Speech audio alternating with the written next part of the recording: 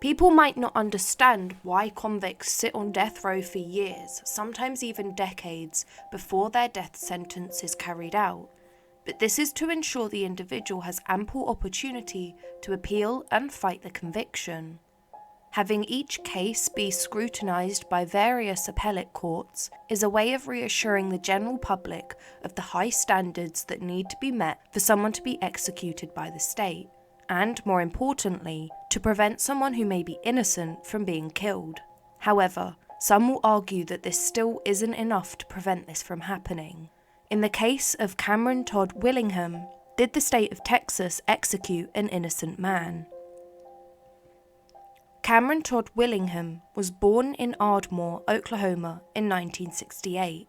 He had a difficult upbringing that involved poverty and abuse. After he dropped out of school in the 10th grade, he tried to escape the pain of his home life by abusing solvents and getting into trouble with the police for things like shoplifting and driving under the influence. In 1988, he met Stacy, a young woman who also had a troubled childhood. While they had a lot in common, the two had a tumultuous relationship.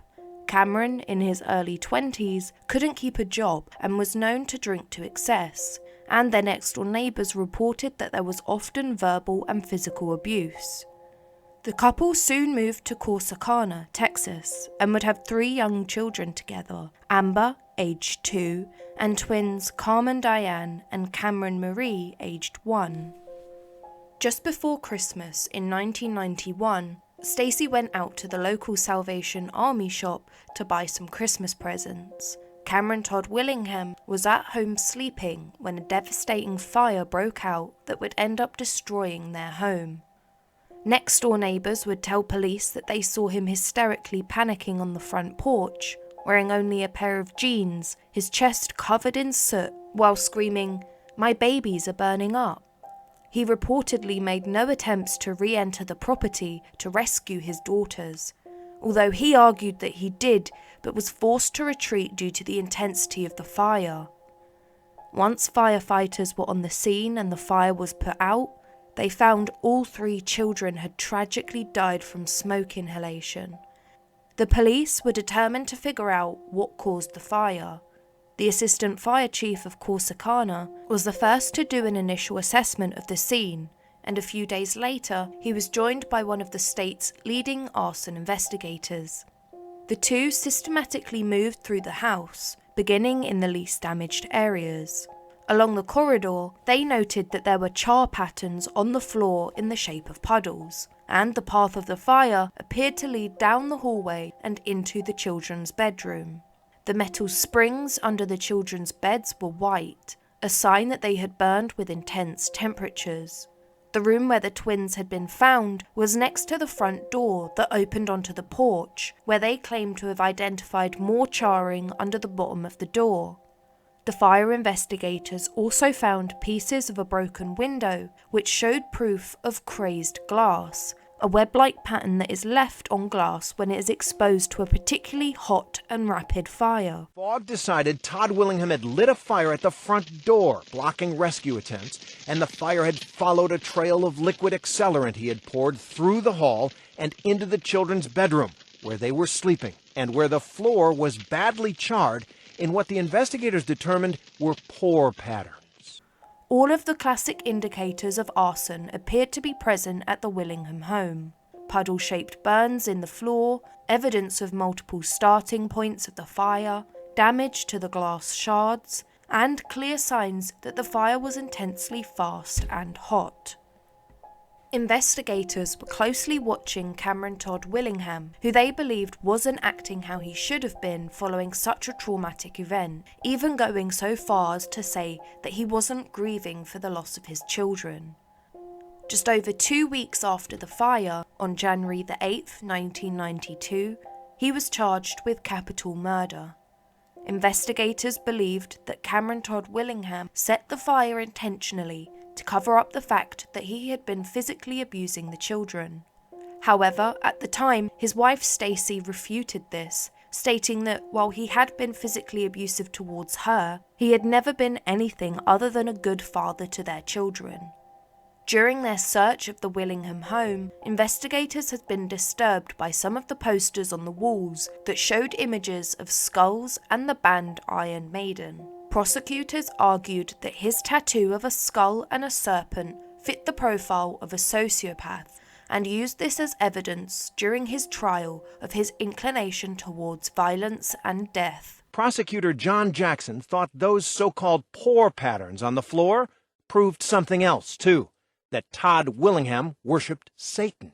It's perhaps a pentagram kind of a figure that some people associate with devil worship, that sort of thing. You think that Todd Willingham poured accelerant in the shape of a pentagram, some kind of devil worship thing? I think that's very possible, and I think it's very likely.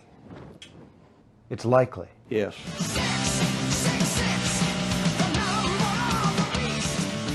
Jackson also learned that Todd was a fan of the heavy metal group Iron Maiden and had posters and tattoos of skulls and other heavy metal imagery.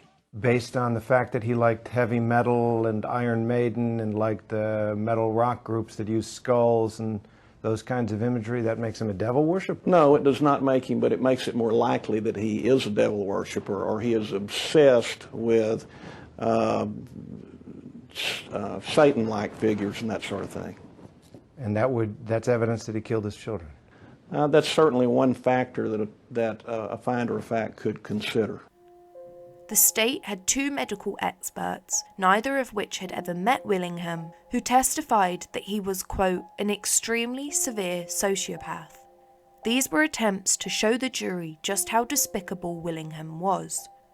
A jailhouse informant also testified on behalf of the state, explaining that he heard Willingham confess to intentionally setting the fire and killing his 3 daughters, despite obvious variations in the informant's retelling. Willingham's defense attorneys did not present their own forensic experts, nor did they really present much of a defense at all. The jury would end up finding Cameron Todd Willingham guilty and sentenced him to death. 13 years later, in early 2004, during the run-up to Willingham's scheduled execution date, his new lawyers submitted a report to the state governor, which was authored by Dr. Gerald Hurst, a nationally recognised arson expert. The report demonstrated bit by bit how the state had relied on questionable forensic analysis during Willingham's trial, stating, quote, "There's nothing to suggest to any reasonable arson investigator that this was an arson fire." However, these efforts did little to change anything.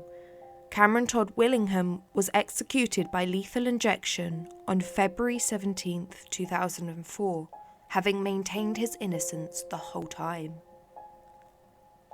Just months later, the Chicago Tribune published an investigative report that raised further problems with the forensic science that was used at Willingham's trial. The Texas Forensic Science Commission was created in 2005 to investigate allegations of misconduct or negligence within state crime labs, and promised to include Cameron Todd Willingham's case. Despite his death, the case continued to gain momentum with the public. In 2009, The New Yorker released an in-depth article titled "Trial by Fire," which propelled the case into the mainstream media. Expert after expert were willing to testify to the fact that the fire was not arson.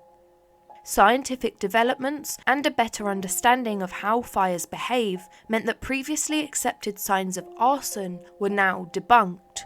For example, the burn patterns on the floor that arson investigators insisted was proof that Willingham had used an accelerant can actually be explained through a process known as flashover. When the gases released from a fire burning in an enclosed space reach a high enough temperature, any nearby flammable materials will ignite. The flashover process can make an accidental fire look very similar to an arson. Next, the fire investigators insisted that because they found multiple points of origin for the fire, it must have been deliberately set. This would be the case if the points of origin were in separate parts of the home and were isolated. But Willingham's entire home had been destroyed, and all of the destruction appeared to be connected. During the 1990s, it was a common misconception that arson fires burn at higher temperatures and spread faster. But fire experts now understand that accidental fires and gasoline fires can reach similar temperatures.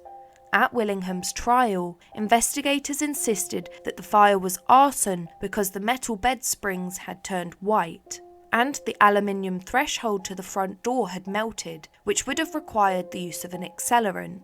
But the melting point of aluminium is 1200 degrees, a temperature that an accidental fire could easily reach. The crazed glass found at the Willingham crime scene was thought to be caused by an intensely hot fire. However, it's now understood that web-like patterns can form on glass when cold water comes into contact with hot glass, which can happen when firefighters put out the fire. In a court hearing in 2010, requested by the Willingham family and the Innocence Project, they were able to present their case disputing the arson evidence that had been provided by the state back in 1992. Dr. Gerald Hurst, the same fire expert that had tried to help prevent Willingham's execution, insisted that none of the 9 fire experts who had studied the case since 2004 had found a single piece of credible evidence of arson. Dr. Hurst also admitted that they will probably never be able to say what caused the fire at the Willingham home, but that faulty electrical wiring in the children's bedroom may have been to blame. In 2011, the Texas Forensic Science Commission released their final report into the case and admitted that Willingham's conviction was largely based on, quote, flawed science. Alleged interference by the then Texas Governor Rick Perry meant that the commission were not allowed to determine whether the arson investigators had been willfully negligent during their investigation into the fire. The Innocence Project worked diligently to try and secure posthumous pardon, but were ultimately unsuccessful. While this means that Cameron Todd Willingham is still legally guilty of the deaths of his children, the Texas Forensic Science Commission did issue recommendations to the state's fire marshal's office to review any other arson cases that might have resulted from faulty evidence, and to improve the training and education of fire investigators.